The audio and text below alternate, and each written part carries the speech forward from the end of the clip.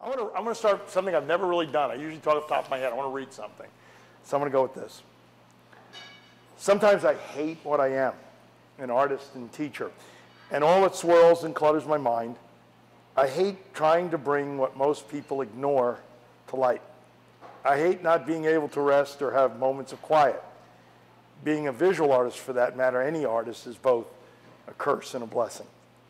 We try to give answers to what others sometimes ignore and find ourselves then defending what others think we have said without asking us first what is meant.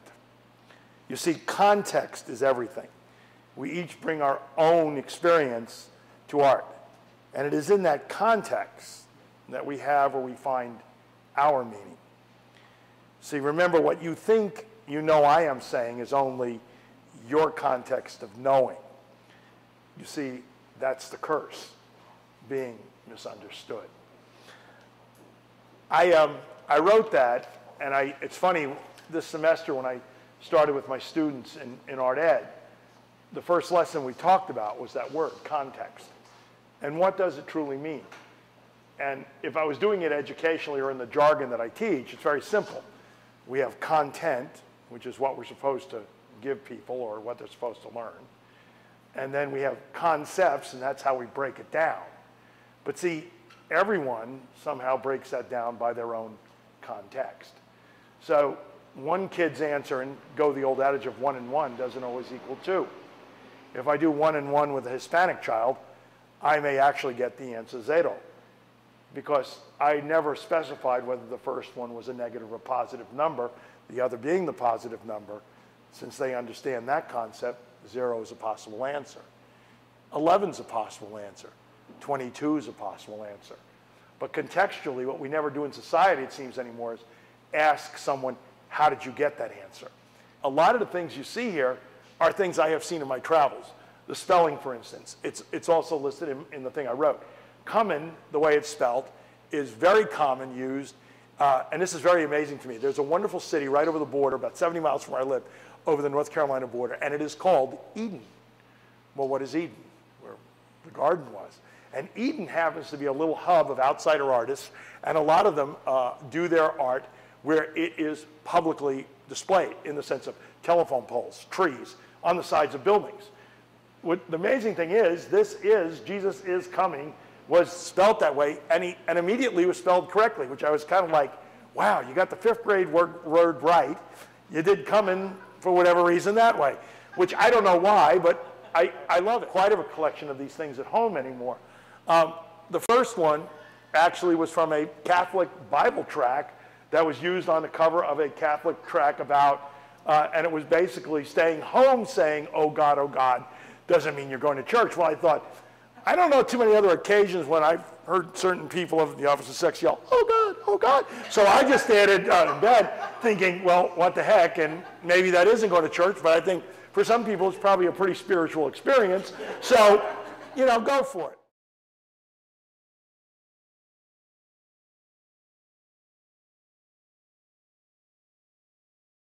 They call her the Snake Lady, and she lives down this road. And one of her constant signs up by the road until the paint peels up is Jesus wept. And I always said to Annie, I said, Annie, why is it the same message? And she said, he has to cry if he saw the way the world is.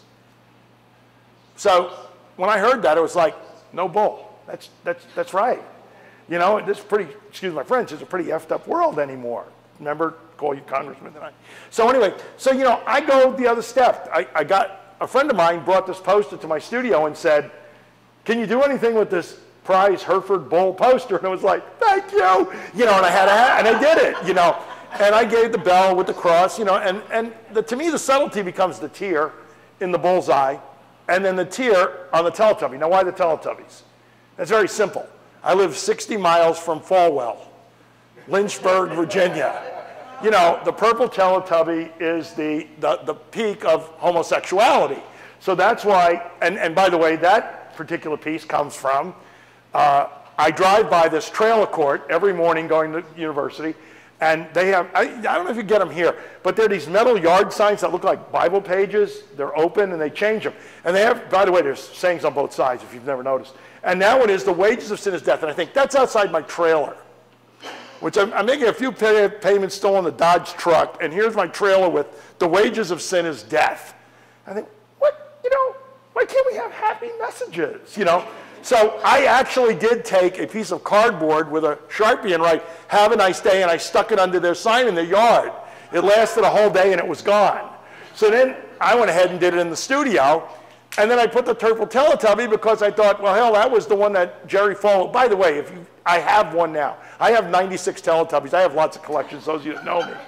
And I finally got the original purple talking one, and it does say, I'm gay, I'm gay. Well, why? Where was it programmed? In London. So gay means I'm happy, I'm happy. Excuse me, Jerry, you're an asshole. So it's what it's all about. So in my sense of putting that on that piece, kind of tied the whole thing together. And you can imagine putting that in a gallery in Blacksburg, Virginia. The first comment, as I said, with this show was, may you burn in hell, in the book. So feel free to write that if you want to write it here. I did have one girl who took a whole page and proselytized how she wanted to talk to me about Jesus. I wrote underneath it, let's do lunch only if you pay. I do that now. I start writing in the guest books because I think it's very important that they hear from me. So that's really where this all comes from. Probably one of my favorites is this piece of Be Nice or Go to Hell. I have that in my office. It's just, it was in the bathroom, then I put it in the office, then the school said, get it out of your office, so now it's back in the bathroom. But, to me, that kind of sums it all up. If we really have this faith, then it's about being nice. See, I don't equate faith to people who go every Sunday to church to say, I screwed Joe so-and-so, I did this, I slept with her, I did all this other crap, but since I went to church, it's all okay, now I can go back out and do more crap. So it doesn't make sense to me, it doesn't equate well.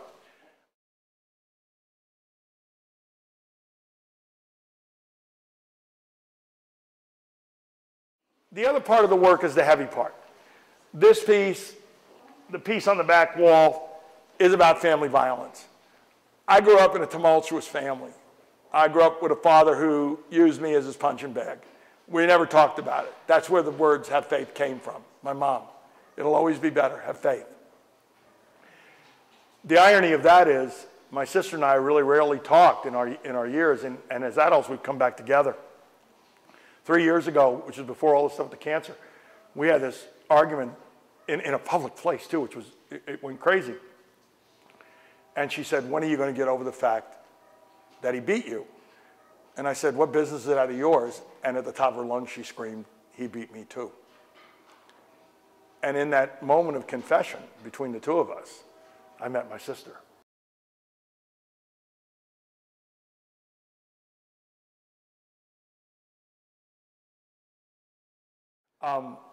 I don't know if you know what the urban myth is.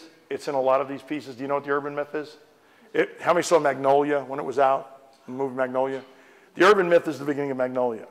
The young man that's going to commit suicide, the mother and father constantly battle. The father picks up the gun, points it at the mother, says, I'm going to blow you away, blah, blah, blah, blah, blah. They leave and go out somewhere. The son comes home, finds the gun, loads it. It's a shotgun. Loads it. He's going to blow his brains out in the house.